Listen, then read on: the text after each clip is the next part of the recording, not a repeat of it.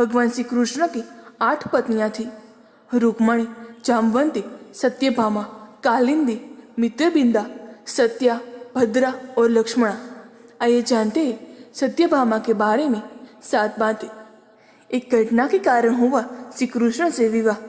सत्यभामा अवंतिका के राजा सत्यजित की पुत्री थी।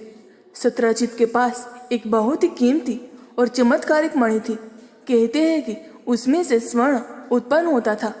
एक दिन सत्यजित का भाई प्रसेन उस मणि को धारण कर शिकार के लिए निकल गया। बहुत काल तक नहीं लौटने पर सत्यजित को लगा कि श्री कृष्ण ने उसे मारकर मणि चुरा ली है। जब इसकी चर्चा आम होने लगी तो श्री कृष्ण को बहुत बुरा लगा कि लोग उन्हें चोर समझ रहे हैं।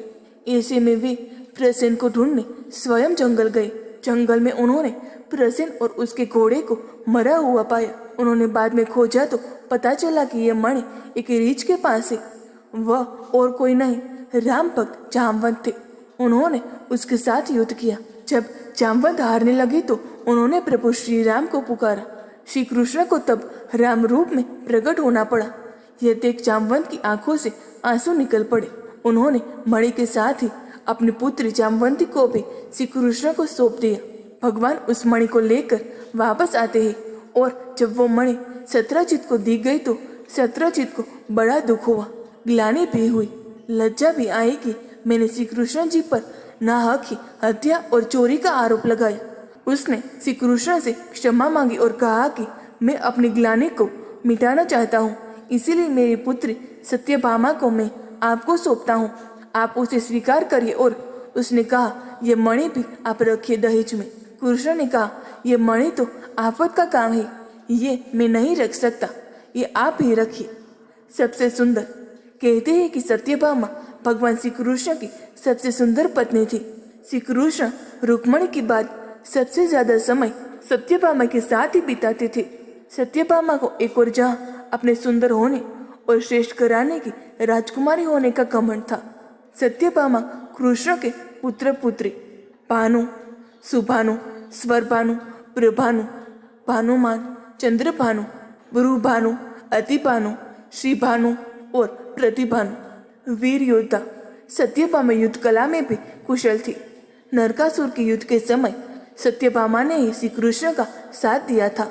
चिर यौवन का वरदान। नरकासुर के वध के पश्चात एक बार श्री कृष्ण स्वर्ग गए और वहां इंद्र ने उन्हें पारिजात का पुष्प भेंट किया। वह पुष्प श्री कृष्ण ने देवी रुक्मणी को दे दिया। देवी सत्यभामा को देवलोक से देव माता अदिति ने चिर यौवन का आशीर्वाद दिया था। तभी नारद जी आए और सत्यभामा को पारिजात पुष्प के बारे में बताया कि उस पुष्प के प्रभाव से देवी रुक्मणी भी चिर यौवन हो गए हैं। ये जान सत्यभामा क्रोधित हो गई और श्री कृष्ण से पारिजात वृक्ष लेने की जिद करने लगी। सत्यभामा की पूर्व जन्म की कथा। सत्यभामा ने एक दिन श्री कृष्ण से पूछ लिया कि मैंने कौन से ऐसे कार्य किए हैं जिसकी वजह से मुझे आपकी पत्नी बनने का अवसर मिला है। मेरे आंगन में कल्प वृक्ष है जिसके बारे में संसारी लोग जानते भी नहीं है। इस पर श्री कृष्ण ने सत्यभामा को कल्प वृक्ष के नीचे ले जाकर उनके पूर्व जन्म की कथा सुनाई। सत्यभामा पहले जन्म में सुधर्मा नाम के ब्राह्मण की कन्या गुणवंती थी, जिसका विवाह सुधर्मा ने अपने शिष्य चंद्र से कर दिया था। कालांतर में सुधर्मा अपने दामाद चंद्र के साथ जंगल में गए हुए थे। वहां किसी राक्षस ने दोनों को मार दिया। सूचना मिलने पर गुणवंती ने बहुत शोक किया। दरिद्रता के कारण घर का सामान बेचकर पिता पति का अंतिम संस्कार करना पड़ा। उसके बाद जीवन निर्वाह का साधन मिलने पर गुणवंती ने स्वयं को भगवान विष्णु के चरणों में समर्पित कर दिया। कार्तिक मास आने पर गुणवंती ने नियम पूर्वक व्रत पूजन आरंभ किया। इस बीच गुणवंती को कठोर ज्वर हो गया। स्वास्थ्य ठीक न होने के बावजूद गुणवंती ने पूजन अर्चन नहीं छोड़ा और गंगा में स्नान करते समय प्राण पखेरु उड़ गए। श्री कृष्ण ने बताया कि इस पुण्य के फल से सत्यभामा को पटरानी बनने का सौभाग्य मिला है। सत्यभामा की मृत्यु।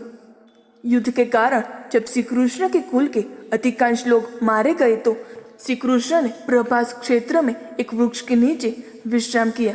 वहीं पर उनको एक भील ने भूलवश तीर मार दिया, जो कि उनके पैरों में जाकर लगा। इसी को बहाना मानकर श्री कृष्ण ने देह को त्याग दिया। बलराम भी समुद्र में जाकर समाधि ले लेते हैं। जब अर्जुन के पास ये समाचार पहुंचता है तो वे द्वारका पहुंचते हैं। उनके द्वारका पहुंचने पर भगवान श्री कृष्ण की सभी पत्नियों सहित कई अच्छी महिलाओं को लेकर वे अपने राज्य के लिए निकले। पुरुषों में यदि कोई बचा था तो कृष्ण के पौत्र वज्रनाभ कहते हैं कि ये लाखों लोगों का लश्कर था। रास्ते में लुटेरों ने धन के लालच में धाबा बोल दिया। अर्जुन अकेले कुछ नहीं कर पाए। लुटेरे सिर्फ स्वर्ण आदि ही नहीं लूट रहे थे, बल्कि सुंदर और जवान महिलाओं को भी लूट कर ले गए। चारों ओर हाहाकार मच जाता है। जैसे तैसे अर्जुन यदुवंश की बची हुई स्त्रियों व बच्चों को लेकर इंद्रप्रस्थ पहुंचते हैं, जिसमें श्री कृष्ण की पत्नियां भी थी।